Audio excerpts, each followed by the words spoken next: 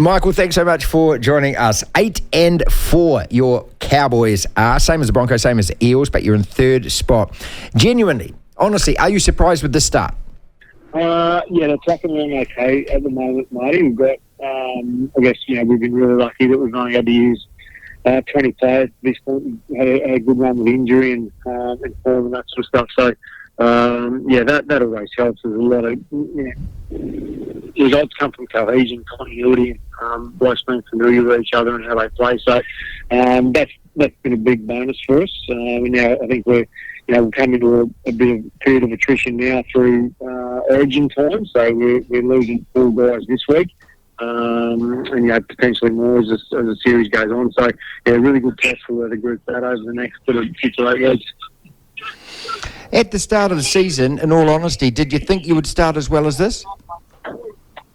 I knew how much work they'd done. I knew how much work the staff group had done sort of in October, November, December last year. I knew how much work the players had done in December, January, February. So, I guess we took all the uncontrollables out of it and just worried about what we had to fix. And I guess last year we were the worst defensive team in the comp.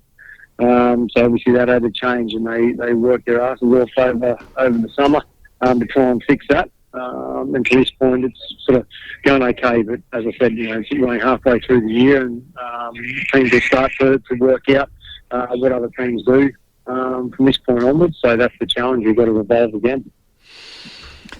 Todd Payton, tell us about what you have seen and learned from how he has developed in the last couple of seasons. And, obviously he was at the Warriors before that. We were sad to see him go, but, he just... and the potential has always been there in this bloke, hasn't there?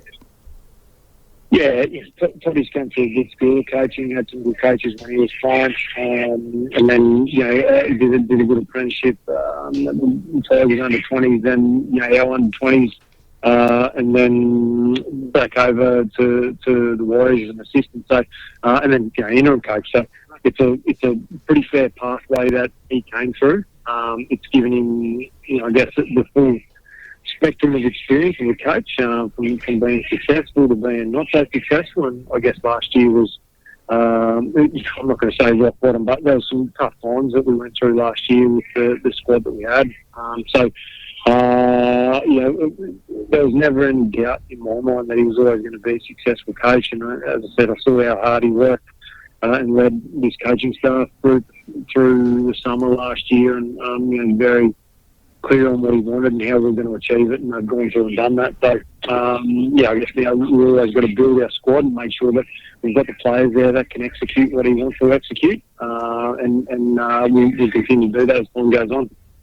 Michael Luck is with us, a huge favourite amongst Warriors fans, and now the general manager of the Cowboys.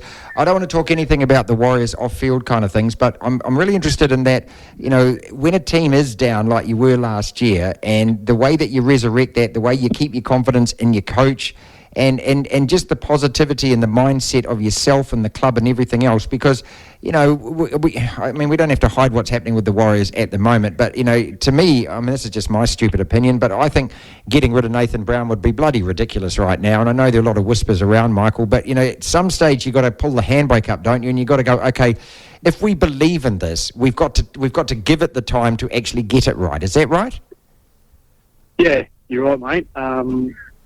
I guess the club's got to have a strategy and a plan, and have the patience to stick that through. And I guess that's where we went through last year, was to say, look, we're in the position we are now because of some decisions we made 2, 3, 4 years ago, and to turn that around, you have to, I guess, change tack a little bit and be prepared to go through some pain first. I think that's what we did for a period last year, was make some, I guess, longer term decisions, and we had some players there that would have given us better results week on week, but they weren't going to be here long term. So Toddy opted not to play them and give some young guys a go in a pretty difficult time, and that's put those guys in good stead for this year. So I guess it's all about having people there that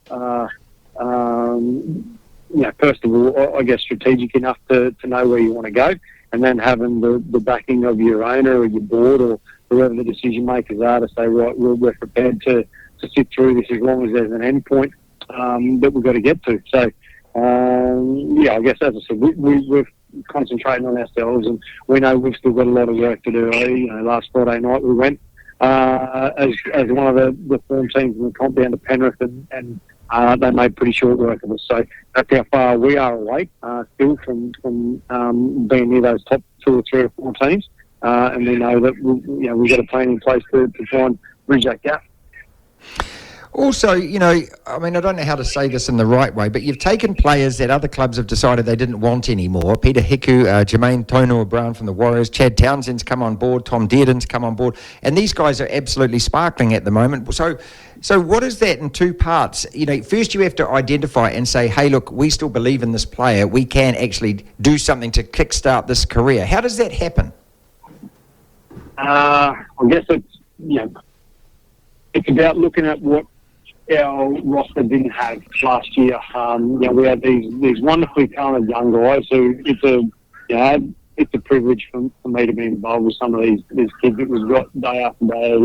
A crew of 5 or 6 of them here that are, I'm not going to say that they're one for a generation talent or anything like that, but they're a crew that all around the same age, and they're really, really good players. So what we had to do was put some guys around there that would provide the leadership and the stability that could hold their hands through the ups and the downs.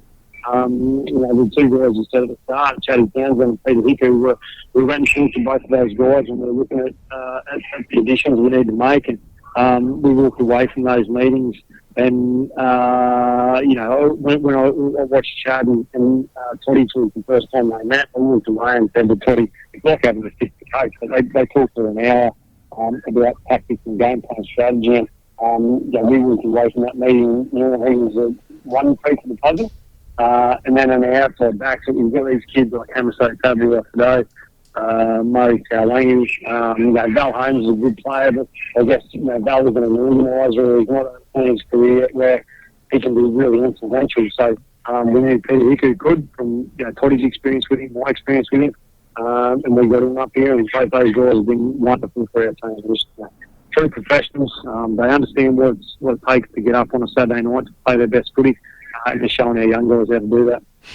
And is it absolutely imperative to you that they not only buy into the Cowboys, they buy into your culture, but they have to buy into where you are living, that separate part of the world, which is different from everywhere else in Australia, mate? I don't need to tell you this, right? But they got to buy into all of that. Yep, and we don't hide behind that. So look, if you come from Sydney and Queensland, it's a pretty big change. Temperature-wise, I guess, from the culture of the town.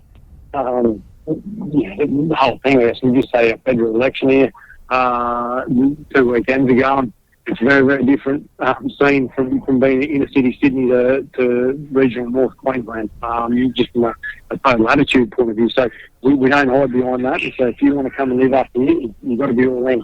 And so those guys credit, they have, and they've integrated in the community really well, and their families have loved it, and I guess they're showing with their footy, Michael, just a random question. Does JT still hang around? Do you see much of him?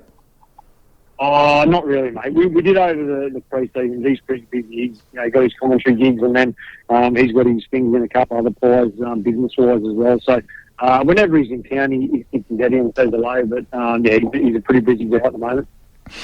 So you're third at the moment, 8-4, record same as the Broncos and the Eels. So if you wrote that down at the start of the year and said we're winning 2 out of every 3 matches that we play, we're loving that. But now you start from 0 again, right? Is that right for the rest of the season? Yeah, that's how we're taking it. Yep, you're right. If we could have said, I guess in October last year where we finished second last, and we're really, really poor that we could have been sitting in this spot, that we would have taken it. But I guess now we get a chance to refocus and reprioritise what we want from the next sort of 6 or 8 weeks. So our challenge now is to integrate the new players that will come into our squad that haven't been in there so far this year, and make sure that they're playing with the same type of intensity and attitude like our starters have done for the origin period. So I'm really looking forward to that, actually, because it'll show us have we got all the ingredients here to make the pie, or do we still need to go and find some other ones? Looking forward to the next 6 weeks, Marty. All right, finally, mate, what are those birds in the background that I'm hearing? They're squawking away. Mate, yeah, sorry, mate. I'm at Burleigh at the moment, so we're down here preparing for the game against the Titans tomorrow night. The boys are just doing that final training on now, so we've got whistles and crows and cockatoos and all sorts of stuff here on the Gold Coast. So a bit chilly, actually. Okay. I reckon it's probably July Auckland weather. Okay. It's windy and cold and the sun's out, but it's not working. So, I'm looking forward to getting jump on and back in the van. Good on you, Michael. Thanks so much for your time, mate.